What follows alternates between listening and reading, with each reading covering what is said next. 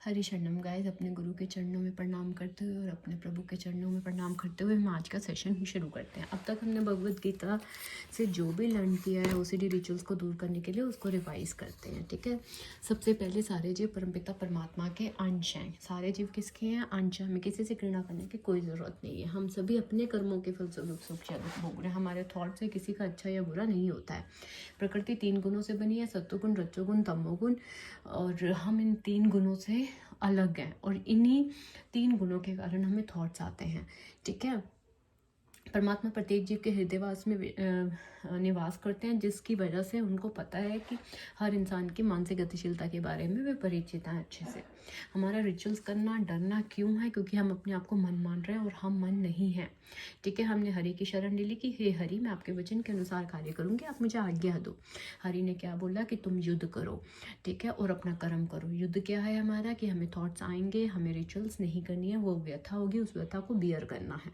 ठीक है, गुरुजी ने भी हमें यही आदेश दिया और हमारे हरि ने भी हमें यही आदेश दिया। ठीक है, जो हरि भावना अमृत होता है उसके लिए कुछ भी विचारने नहीं होता कि मेरे को थॉट्स आया, मैंने रिचुअल्स नहीं करे, इससे अच्छा होगा या बुरा होगा। ये विचारने हमारे लिए नहीं है, ये विचारने हरि के लिए है। क्यों? क्योंकि हम तो हरि के आदेशानुसार चल रहे हैं। ठीक है, कईयों को ओसीडी रिलीजियस होती है तो उसके अंदर हमने ये पढ़ लिया कि सब परमपिता परमात्मा एक ही हैं, सारी शक्तियाँ बहिरूप नहीं है। तो किसी भी एक परमात्मा को मानेंगे तो वो सभी परमपिता परमात्मा है। ठीक है, फिर हमें हरि ने क्या बोला? हरि ने हमें बोला कि रिचुअल्स करने से जो आपको पल भर की प्रसन्नता होती है उसका त्याग करो, क्योंकि इसी पल भर की प्रसन्नता के कारण ही आप ओसीडी रिचुअल्स में होते हो। ठीक है, तो इसीलिए आपको क्या नहीं करना, आपको पल भर की प्रसन्नता नहीं लेनी है, ओसीडी रिचुअल्स नहीं करने, उस व्यथा को बियर करो ताकि आपके ओसीडी कंप्लीटली वे से बंद भी हो जाए। ठीक है, उसके बाद आता है कि हमें हरि ने कहा कि हृदय में अज्ञान के कारण, मीन्स जो हमें नॉलेज नहीं है, ठीक है, उसके कारण जो मतलब कि जो हमें नॉलेज नहीं है, नॉलेज जैसे कि हम भगवान एक ही हैं, दूसरा कि भगवान हमारे हृदय में वास करते हैं, तीसरी जो नॉलेज हमें नहीं है कि ये थॉट्स हम ला रहे हैं, ठीक है, हम मन नहीं है। तो ये सब अगर हम इन रियलिटी से दूर हैं तो ये ज्ञान है हमारा, और इस अज्ञान के कारण हमें डर, संशय, फियर्स, रिचुअल्स ये सब उठ रहे हैं। तो हरि ने हमें क्या बोला? हरि ने बोला ज्ञान रूपी शस्त्र से काट डालो, ज्ञान लो। किससे ज्ञान लो? भगवत गीता से। क्या ज्ञान है? कि हम मन नहीं है। ठीक है, ये थॉट्स गुणों के कारण आते हैं और हम इन गुणों से अलग हैं। ठीक है, भगवान को हमारी मानसिक गतिशीलता के बारे में पता है, हमें पल भर की प्रसन्नता नहीं लेनी है। ठीक है, हमें ये ज्ञान भगवत गीता से लेना है। और हरि ने हमें क्या बोला? कि खड़े हो और युद्ध करो। ठीक है, युद्ध क्या है? युद्ध है व्यथा जो होगी उसको बियर करना है, रिचुअल्स ना करने पर। उसके बाद आता है कि इंद्रिय कार्यों के रूप में समस्त प्रकार के कार्यकलापों का परित्याग, मतलब कि हमें जो भी ओसीडी रिचुअल्स है उसका परित्याग करना ही करना है। ठीक है, इंद्रिय तृप्ति में लगना ही बंधन का कारण है। अगर हम बार बार रिचुअल्स करते रहेंगे तो यही हमारी ओसीडी का कारण है, यही हमारी बंधन का कारण है। ठीक है, तो इसलिए हमें रिचुअल्स नहीं करना है।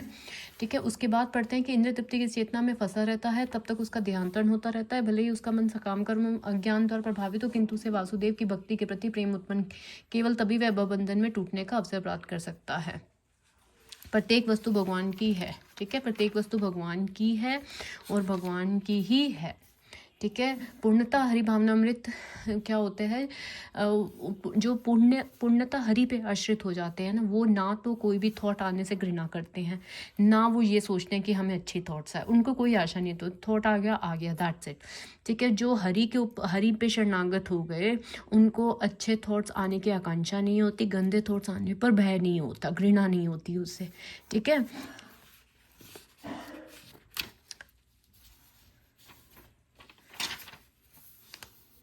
ओके, जो भक्ति भाव से कर्म करता है वह विशुद्ध आत्मा है और अपने मन तथा इंद्रियों को वश में रखता है। जो भक्ति भाव से कर्म करता है, अपने हर कर्म को भगवत गीता का मानना कि ये हमें रिस्पॉन्सिबिलिटी दी गई है, चाहे आप घर का काम कर रहे हैं, ऑफिस का कर रहे हैं, उसको एक शुद्ध आत्मा से करिए। ठीक है, तो इससे क्या होगा? इससे आप अपने मन को, इंद्रियों को भी कंट्रोल में कर पाओगे, क्योंकि जब आप सही होते हैं ना तो सही लगता है। ठीक है। वास्तव में वह कुछ भी नहीं करता, बोलते हैं, त्यागते, ग्रहण करते हैं, आंखें खोलते हैं, करते हुए यह जानता है कि भौतिक इंद्रिय अपने अपने विषयों में प्रवृत्त है, वह इन सबसे पृथक। अगर हमें थॉट्स आता भी है ना, तो हमें ये पता होना चाहिए कि ये मन सोच रहा है, अपनी इंद्रियां सोच रही हैं, वो अपनी इंद्रियां अपने अपने विषयों में जिस चीज़ का जिस गुण की ज़्यादा प्रवृत्ति है वो उसमें ही प्रवृत्त है। हम इन सबसे अलग है, हम इन थॉट्स से अलग है। ये थॉट्स जो हैं ये इंद्रियां हैं, मन है वो अपने विषयों में लगा हुआ है, और हम इन सबसे अलग हैं। ठीक है, ये हमें भगवद गीता ने कहा है। जैसे हरि भावनामृत व्यक्ति जो होता है वो कभी भी इंद्रियों के कार्य से प्रभावित नहीं होता। मन ने थॉट दे दी वो इससे कभी प्रभावित नहीं होता। जो हरि के ऊपर शरणागत है, अपने आप को हरि पे कर दो। ठीक है, वह भगवत सेवा के अतिरिक्त कोई दूसरा कार्य नहीं कर सकता, क्योंकि उसे ज्ञात है कि वह भगवान का शाश्वत दास है। हमें पता है कि हम भगवान के दास हैं हम उनके। ठीक है, हमें फिर हम भगवान गीता में भी कहते हैं कि संपूर्ण कर्मों को मुझे अर्पित करो, मैं ही सर्वाणी कर्माणि संन्यस्य, सब मुझे अर्पित करो। जो ऑफिस का कार्य करके आओ अपने हरि को अर्पित करो, अपने प्रभु को अर्पित करो। सब कार्य, गृहस्थ का कार्य अच्छे से जो भी करो उसको अपने हरि के ऊपर, जो भी आपको अच्छा भगवद गीता जिसकी अनुमति देती है वो कार्य करो, और उस कार्य को फिर आप भगवद गीता के अकॉर्डिंग अगर आपने उसे किया है तो उसे अपने प्रभु के चरणों में अर्पित कीजिए। ठीक है, ओके, आगे पढ़ते हैं। अपने शरीर, मन, बुद्धि तथा वाणी में हरि भावनामृत में कर्म करता हुआ व्यक्ति संसार से भी मुक्त रह सकता है। अपने शरीर, मन, बुद्धि, वाणी से हरि भावनामृत में कर्म करता हुआ व्यक्ति इस संसार से मुक्त रहता है। ठीक है, जो हरि भावनामृत में हर कार्य करता है मन से, शरीर से, बुद्धि से, वाणी से, वो इस संसार से मुक्त रहता है। उसमें अहंकार नहीं रहता, क्योंकि सब चीज़ें हरि कर रहा है। ठीक है, वह इसमें ये विश्वास नहीं रखता कि वह यह शरीर है, वह यह मन है। नहीं, वह जानता है कि यह शरीर उसका नहीं है, यह और ना यह शरीर कि वह शरीर नहीं है, और न यह शरीर उसका है। वह स्वयं हरि का है, और उसका यह शरीर भी हरि की ही संपत्ति है। मेरे को जितनी भी चीज़ें मिली हैं, वस्तुएं मिली हैं, लोग मिले हैं, घर परिवार मिले हैं, वो सब हरि की संपत्ति है। ठीक है, जब वह शरीर, मन, बुद्धि, वाणी, जीवन, संपत्ति आदि से उत्पन्न प्रत्येक वस्तु को जो भी उसके अधिकार में है हरि की सेवा में लगाता है, तो वह तुरंत हरि से जुड़ जाता है। ठीक है, वह हरि के एक रूप को हो जाता है, और उसे अहंकार से रहित होता है, जिस कारण मनुष्य सोचता है कि मैं शरीर हूँ। यही हरि भावनामृत की अहंकार से रहित कब होते हैं? जब हम सोचते हैं कि हम हरि के दास हैं। ठीक है, हमारा कुछ भी नहीं है, इन सब चीज़ों के स्वामी मेरे हरि हैं।